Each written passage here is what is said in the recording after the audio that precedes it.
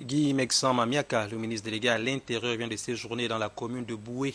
C'est dans la province de Logo-Vindo. L'échange avec les populations de la dite localité a porté sur les difficultés liées au manque d'électricité, aux problèmes d'adduction d'eau potable et à la route. Raphaël Macao pour le compte-rendu.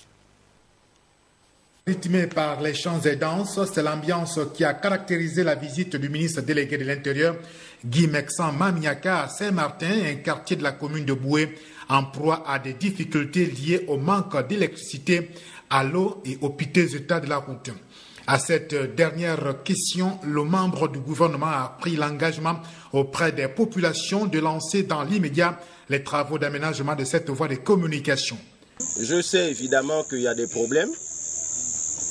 J'ai noté, j'ai vu. Donc avant que vous-même vous ne parliez de ça, j'ai déjà moi-même vu qu'il y avait des problèmes de la route, n'est-ce pas? Maintenant avec la machette qu'on nous a donnée, je vous dis que ça ne va pas faire 3 mois qu'on va arranger ça.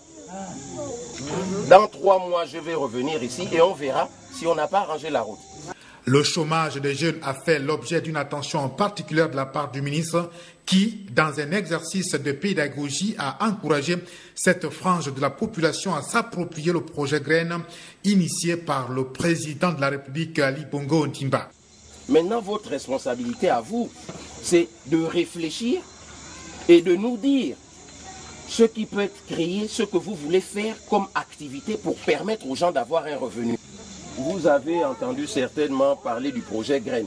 Vous avez entendu parler de ça, non, à la télé? Oui, c'est des projets collectifs vers lesquels vous devez vous tourner pour pouvoir ensemble avoir une activité qui va vous permettre de tirer chacun des revenus. Rappelons que cette visite du ministre délégué de l'Intérieur s'inscrit dans le cadre du prolongement de celle qu'il avait déjà entreprise dans le département de la Lopé en janvier dernier.